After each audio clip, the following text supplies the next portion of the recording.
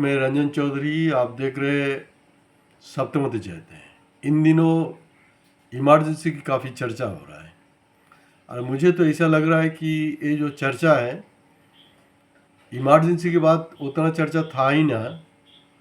वो चर्चा ज़्यादा से हो रहा है 2014 जब मोदी जी आए तब के बाद से चर्चा हो रहा है। 75 से 77 21 महीना का जो इमरजेंसी था वो ऑफिशियल इमरजेंसी था, लेकिन हिंदुस्तान में मोदी आने के बाद जो नॉन ऑफिशियल इमरजेंसी है,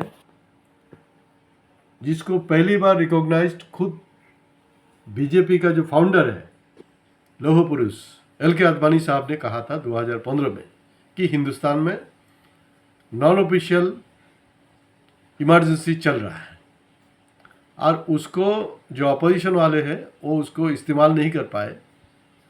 वो बेचारा बोल के बस चुपचाप बैठ गए और तो कोई उपाय नहीं है, लेकिन उस समय भी कंटिन्यूअस उसको वो बात को चर्चा में रहना जरूरी था। तब इतना तानाशाही जो 10 सालों से चल रहा है वो नहीं चल पाता। इमरजेंसी किसी भी हालत में है, इमरजेंसी तो ठीक नहीं है। हमारे जैसे गणतांत्रिक देश में इमरजेंसी किसी भी प्रकार से हम इसको सपोर्ट नहीं करते। मैं खुद भी इमरजेंसी का विक्टिम हूँ, तो उस पैमाने पे नहीं हूँ, मैं खुद भी विक्टिम हूँ। तो अब ऐसा है कि इमरजेंसी के ऊपर हमारे जो सप्तमति जयते चैनल है वो 2 एपिसोड करेंगे, 2 अलग अलग पहलू पर। क्योंकि मैं हर समय बोलता हूँ, ना तो मैं राहुल का दोस्त हूँ ना मैं मोदी का दुश्मन हूँ।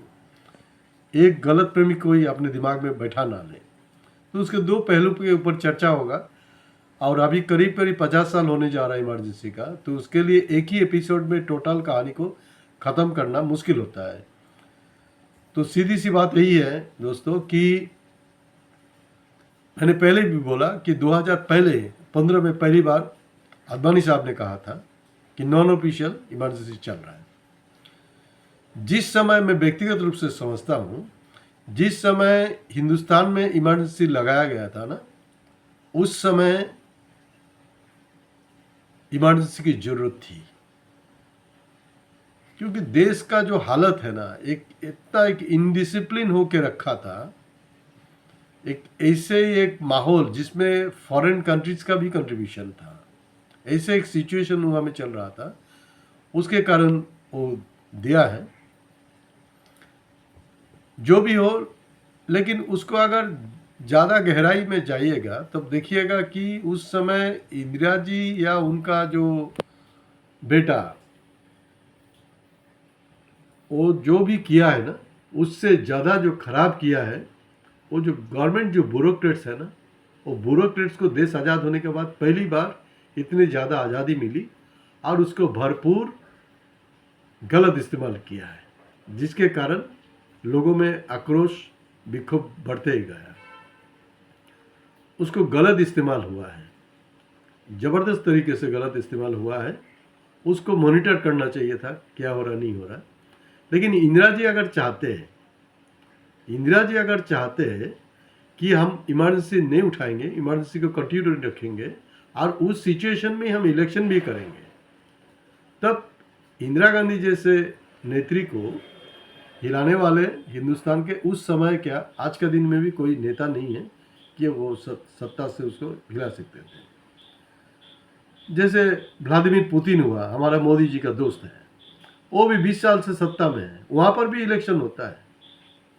चाइना पर भी इलेक्शन हो रहा है। क्या आपको लगता है कि वो सही इलेक्शन हो रहा है? वहाँ क्या डेमोक्रेसी को कुचला नहीं जा रहा है? वहाँ पर भी डेमोक्रेसी को कुचला जा रहा है, लेकिन घुमा फिमा के वो इलेक्टेड है। अभी हाल ही में पाकिस्तान में जो इलेक्शन हुआ उसमें भी हमने देखा है कि इलेक्शन के नाम पर, डेमोक्रेसी नाम पर क्या क्या हुआ वहाँ पर। राहुल जी, आपका इतना साल का जो तेवर रहा था ना बीजेपी के खिलाफ, वो तेवर ठीक नहीं था। काफ़ी आप नरम मिजाज के पेश आए। नहीं, ये 2 सालों में, लास्ट 2 सालों में जो आपने आक्रामणात्मक जो दिखाया, उन लोगों का अटैकिंग जो एटीट्यूड आपने दिखाया आपके भाषण में, आपके काम में, उसको, लेकिन वो चीज़ इंसान के, हमारे वोटर्स के अंदर, भारतीय वोटर्स के अंदर में छू गए, जिसके कारण आपने करीब करीब 100% अचीव किया लास्ट इलेक्शन में। अब 370 का नारा, 400 पार की नारा ये चल रहा था, तो वो तो 370 तो छोड़ो, 272 नहीं, अगर सरकार जो है, ये सरकार जो गवर्नमेंट मशीनरीज है, डिस्ट्रिक्ट लेवल से शुरू करके नेशनल लेवल तक जो गवर्नमेंट मशीनरीज है, इलेक्शन कमीशन है, उसको अगर यूज़ नहीं करते, आराम से इंदिरा जी जैसे छूट दे दिया था, उस समय उन्होंने उसको यूज़ नहीं किया। 77 के इलेक्शन में उन्होंने ऐलान किया था, उन्होंने यूज़ नहीं किया था। अगर वो उस समय भी यूज़ करते, तब भी जो ब्यूरोक्रेट्स है वो उनका बात सुन करके वो तब भी वो दोबारा चुन के आते थे। लेकिन हम वो, हालांकि उन्होंने इमरजेंसी दिया था, लेकिन वो जो इमरजेंसी है वो कोई कारण से दिया होगा, वो सही होगा गलत होगा वो अलग पहलू है, उसमें भी हम लोग सेकेंड एपिसोड में बातचीत करेंगे। लेकिन वो डेमोक्रेटिक सोच के थे, इंदिरा जी जो है वो डेमोक्रेटिक सोच के थे बोल करके 77 में उन्होंने इलेक्शन कराया था, उनका नेतृत्व में इलेक्शन हुआ। हालांकि उन्होंने हार गए, कोई बात नहीं है, हार गए, उनको उस हार को स्वीकार किया। लेकिन आपको याद रखना पड़ेगा, 3 साल, ज़्यादा नहीं, 3 साल का अंदर उन्होंने पूर्ण बहुमत के साथ घूम के आए। और ये जो 370 के बाद 400 पार वाला बात जो मैं थोड़ा देर पहले भी जिक्र कर रहा था, वो ऐसा है कि ये टोटल सिस्टम से आपने उसको पूरी यूज़ कर के आप जो है 240 में जैसे तैसे रोका। आपको 272 नहीं मोदी जी, आपको एक्चुअली में 272 से 180, 172 से 180 के अंदर में आप सिमट जाते हैं। लेकिन मशीनरी का वजह से हुआ है, और अपोजिशन वाले जो है वो काफ़ी सीरियस था, उसके लिए हो पाए, नहीं तो आप भी तो वो आपका जो टारगेट था वो भी हो जाता रहा। आप ध्यान कीजिएगा, उस समय का मोदी जी का बयान देखिए, और तब की 75 से 77 की जो बयानबाजी है इंदिरा जी का, उन्होंने लालू जी को अरेस्ट किया था, बहुत सारे नेता को अरेस्ट किया था, लेकिन उन्होंने किसी को भी एंटी नेशनल नहीं कहा था। आज में तो ऐसा हुआ, आपके ऊपर में एक फॉल्स एंड फैब्रिकेटेड केस लगाया जाता है। इस तरह का बहुत सारा स्टैन स्वामी से शुरू करके ऐसे बहुत सारा एग्जाम्पल है। उसको पहले आप UAPA लगा देते हैं, मतलब एंटी नेशनल, इस तरह का एक माहौल आपने खड़ा करके रखा है।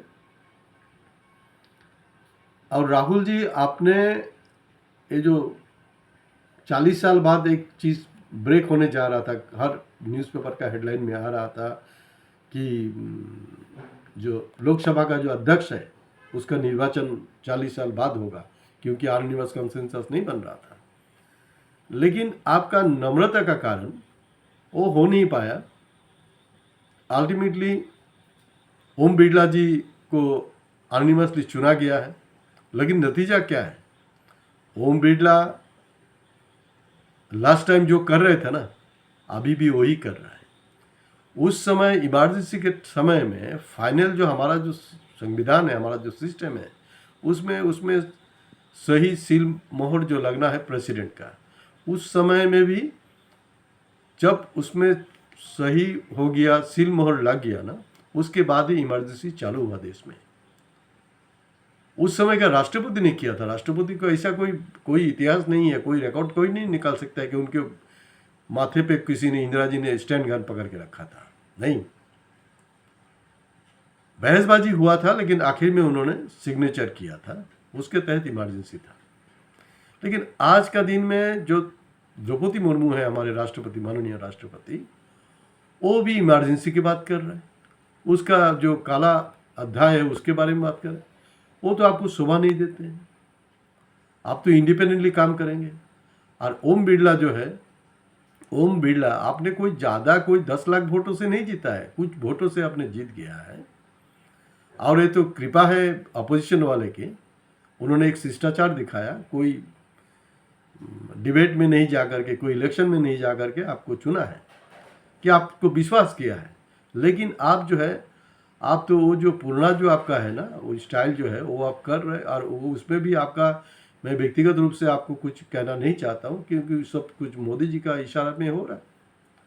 जो रवैया इससे पहले सेशन में भी रहा, इमरजेंसी का आगे एंटायर जो पीरियड है, जो इंदिरा जी का जो रूल है, उसको इतिहास देखिएगा, एंटायर रूलिंग में कभी भी करीब करीब 150 एमपी को पार्लियामेंट से नहीं निकाला गया था।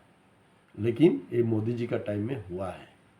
जो सरकार एनडीए का सरकार का नाम से आया, फिर बीजेपी का सरकार का नाम से आया, फिर मोदी सरकार के नाम से आया, फिर मोदी गारंटी वाला बात चलने लगा, पूरा का पूरा इलेक्शन साल भर मोदी गारंटी। क्या ये डिक्टेटरशिप नहीं है? क्या ये डिक्टेटरशिप नहीं है? क्या एक व्यक्ति का आप बात कर रहे हैं, आप खुद का बात कर रहे हैं, मोदी गारंटी, आप भारत सरकार भी नहीं बोल रहा है। वो शिष्टता जो है वो भी आपने खंडन किया है। अब ऐसा लगता है ना, एक पिक्चर आया था कि हम नहीं सुधरेंगे। राहुल जी आपको याद रखना पड़ेगा, पूरे सिर्फ राहुल जी ने, पूरे अपोजिशन जो पॉलिटिकल पार्टी है उसको याद रखना पड़ेगा वो पिक्चर को। वो पिक्चर लगने से एक बार दिखे, उसमें वही था ना, वो सुधारने वाले नहीं थे। कुछ भी करो आप, वो सुधारने, वो जो मोदी सरकार जो है वो सुधारने वाले नहीं है। अगर आप जितना भी अच्छे से आओ, आज का दिन में भी वही जो पहले हो रहा था, राहुल जी बात करें तो उसको रिकॉर्ड से निकाल दिया जाए, जो साउंड सिस्टम है उसको म्यूट कर दिया जाए। जो पहले हो रहा था वो फिर चालू हो गया है। तो इस सिचुएशन को अंडर एस्टिमेट ना करें, और आपका जो संघर्ष है, अपोजिशन का जो संघर्ष है, आपको जो है कि अपोजिशन का लीडर चुना गया है, आपका बहुत बड़ा दायित्व है। अगर आप धीमे गति से चलेंगे, आक्रमणात्मक नहीं रहेंगे ना, तब देखिएगा ऐसा होगा कि धीरे धीरे कांग्रेस का और कुछ अपोजिशन के लोग भी वो जा करके बीजेपी में ज्वाइन कर जाएंगे। वो करके आराम से 272 का आंकड़ा जो है वो बीजेपी का पास में आ जाएगा। और मज़े की बात है कि इमरजेंसी के दौरान आडवाणी से शुरू करके बड़े से बड़े नेता, छोटे से छोटे नेता, बहुत सारे नेता जो है वो अरेस्ट हुआ था। लेकिन इंटरेस्टिंग यही है कि मोदी जी जो है 56 इंच का जो मोदी जी है ना, 56 इंच तो अचानक घटता नहीं है ना, 56 इंच तब भी 56 इंच था, क्योंकि वो एकदम बच्चे नहीं था। लेकिन मोदी जी जो है रिकॉर्ड जो बता रहा है कि इमरजेंसी के दौरान वो अरेस्ट नहीं हुआ था। मैं अरेस्ट हुआ था, मैं आसाम का तिनसुकिया शहर में मैं अरेस्ट हुआ था। मेरा गुनाह क्या था? मेरा गुनाह यही था, उन दिनों आसाम छात्र सम्मेलन तब जो है डिब्रूगढ़ तिनसुकिया इकट्ठा था, एक ही डिस्ट्रिक्ट था, अनडिवाइडेड था। यह में कॉन्फ्रेंस था, और कॉन्फ्रेंस का मैं पोस्टरिंग कर रहा था। मेरे साथ और 2-3 लड़के भी थे। उन दिनों मैं स्टूडेंट था, 77 का 1 जनवरी मुझे रात करीब 12 बजे के बाद हम लोग जो पोस्टरिंग करके निकले, तो वहाँ से हमें उठा लिया गया, अरेस्ट किया गया था। लेकिन मेरा तो अरेस्ट का हिसाब है। और उन दिनों आसाम जो छात्र सम्मेलन है, आसाम छात्र सम्मेलन उन दिनों AISF का एफिलिएशन में था। और आज का दिन में आसाम में जो है आसाम छात्र सम्मेलन मुल्क के लोग नहीं लिखते, सिर्फ AISF लिखते। उन दिनों AISF का आसाम में प्रभारी थे मुनीम महंत, जो 2 बार का MLA रहा मरीगांव कॉन्स्टिट्यूंसी से। और लड़ाकू जो नेत्री है अमरजीत कौर, AITC का जनरल सेक्रेटरी, उन दिनों वो AISF का ऑल इंडिया जनरल सेक्रेटरी थे। हाँ मोदी जी, आपका तो इमरजेंसी के बारे में आप बहुत कुछ बोलते हैं, लेकिन इमरजेंसी में लेकिन आपने इतना काम किया कि आपका अरेस्ट ही नहीं हुआ है। मैं जैसा एक साधारण इंसान, एक स्टूडेंट, उन दिनों का स्टूडेंट, मैं अरेस्ट हो गया था। मेरा गुनाह वही था और कुछ नहीं था। अभी आप लोगों ने क्या किया, खास करके हम आसाम में देख रहे हैं कि इमरजेंसी विक्टिम जो है ना, उसको गवर्नमेंट जो है रिकॉग्निशन दे रहा है।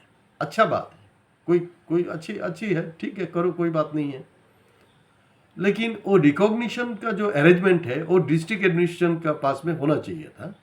लेकिन वो टोटल का टोटल जो अरेंजमेंट है जो आरएसएस वाले हैं ना, उसका ऊपर छोड़ दिया गया और वो अपना चॉइस के अनुसार उसमें सिलेक्ट कर रहे हैं कि कौन किसको विक्टिमाइजेशन लिस्ट में ले आया जाएगा, जबकि मेरे जैसे और भी होंगे, लेकिन उन लोगों का अभी तक रिकॉग्निशन नहीं है। लेकिन आरएसएस जो है वो अपना लॉबी बना करके वो कर रहे हैं, वो तो गलत है ना।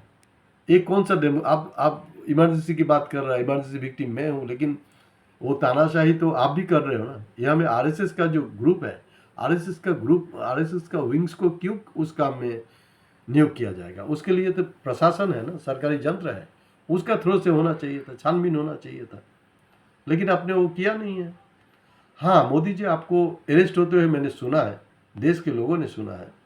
आप 2021 में जब बंगाल में इलेक्शन हो रहा था, उस दौरान जब आप बंगाल को लोगों को काबू करने के लिए, मोहित करने के लिए, वहाँ में वोट लेने के लिए आपने बांग्लादेश का दौरा किया, और बांग्लादेश का दौरा जो किया उस दौरान आपने वहाँ पब्लिकली कहा था कि पाकिस्तान और बांग्लादेश का युद्ध जो हुआ है, उस युद्ध के दौरान वो भी अरेस्ट हुआ था, मोदी जी भी अरेस्ट हुए थे।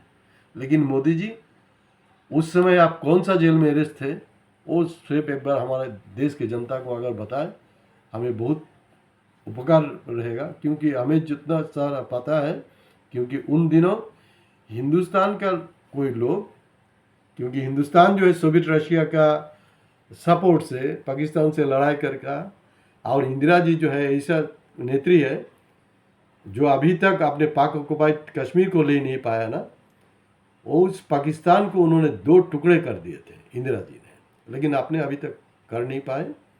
उसको करिए, लेकिन वो एक बार रिकॉर्ड अगर निकल जाए तो अच्छा है कि आपको कौन सा जेल में रखा था, क्योंकि मुझे तो लगता नहीं है हिंदुस्तान का कोई जेल में आपको रखने वाला नहीं, क्योंकि आप तो उसका पक्ष में था ना। और मुझे जहाँ तक याद है कि वो रामलीला मैदान में उन दिनों आडवाणी जी, अटल जी, उन लोग भी अनशन किया था, सॉलिडारिटी किया था बांग्लादेश के लिए करके, लेकिन आप अरेस्ट हुआ। लेकिन मेरे जैसे और भी कुछ लोग, हम लोग भी इमरजेंसी का विक्टिम है, लेकिन हमारा अभी तक रिकॉग्निशन नहीं मिला है। तो रिकॉग्निशन का क्या चल रहा है पता नहीं है, लेकिन उसको जो विक्टिम है उसको आप रिकॉग्निशन ज़रूर दीजिए, रिकॉग्निशन मिलना ज़रूरी है, ताकि हमें, क्योंकि कभी कभी कोई कोई बोलते रहता है कि मैं जो हूँ ज़्यादा बीजेपी का खिलाफ हूँ, कांग्रेस का खिलाफ नहीं हूँ, लेकिन मैं या मेरे पिताजी बारिन चौधरी, हमारा ज़िंदगी का जो ज़्यादातर समय, ज़्यादातर संघर्ष जो है ना, हमारा संघर्ष कांग्रेस का खिलाफ ही रहा। अगर कांग्रेस का खिलाफ नहीं होता तो हम बहुत कुछ हो जाते। कांग्रेस का खिलाफ, ये आपका गलत प्रेमी है, ऐसे नहीं है। लेकिन अभी पार्लियामेंट को अच्छे ढंग से चलाइए, और उसमें जैसे leader of opposition Rahul ji ने या अपोजिशन पार्टियों ने जैसे आपको सहयोगिता बढ़ाया, उस सहयोगिता को आप भी बरकरार रखिए, ताकि देश का डेवलपमेंट हो और आने वाले क्षेत्र में भी कुछ काम बने। और लास्ट बात मेरा यही सवाल है कि आपने 24 जून क्यों चुना? क्योंकि हमने देखा है कि लास्ट 10 सालों से, अभी तो 11 साल चलने वाला है, कि आपका हर कदम, हर सोच बेकार नहीं होता है, एक बहुत ही प्री प्लान्ड होता है आपका। आपने 24 जून को चुना है, इसलिए चुना है 24 जून को, ताकि आप 25 जून जो है इमरजेंसी वाला कहानी, उसको लेकर के उछल पाए, और आपने एग्जैक्टली वही किया। अभी अटैक करना छोड़ दीजिए। नेहरू जी को बहुत गाली गलौज हुआ है, अभी 1 साल 6 महीना आप वो इमरजेंसी के ऊपर में ढंढोरा पीटेंगे, वो नहीं करके देश के काम में आगे जाना है आपको। और नीट में जो विक्टिम स्टूडेंट्स हैं उसके ऊपर कार्रवाई कीजिए। और हाल ही में तो और एक मज़ा होके रखा हुआ है, कल परसों जो दिल्ली एयरपोर्ट में टर्मिनल में जो कोलैप्स हो गया, आदमी का मौत हो गया, मुंबई में आपका बड़ा शीट गिर के आदमी लोग मर गए। हर जगह में आप लोगों का जो मीडिया है हम दिखाता है वो जो टर्मिनल जो बना था वो कौन सा पीरियड में बना था, मतलब कांग्रेस का पीरियड में बना था। और कुछ खा पी के काम नहीं है, देश के लिए काम करो, देश तो प्रगति होगा। और आप बेफिक्र रहिए, आने वाला समय में भी आपको इंदिरा जी जैसे 353 सीट मिलेगा, आप निश्चिंत रहिए, लेकिन आप काम करिए और इंदिरा जी से बहुत कुछ आपको सीखना है और सीखने की कोशिश कीजिए, तो उसी में आपका भी भला होगा, देश का भी भला होगा। नमस्कार।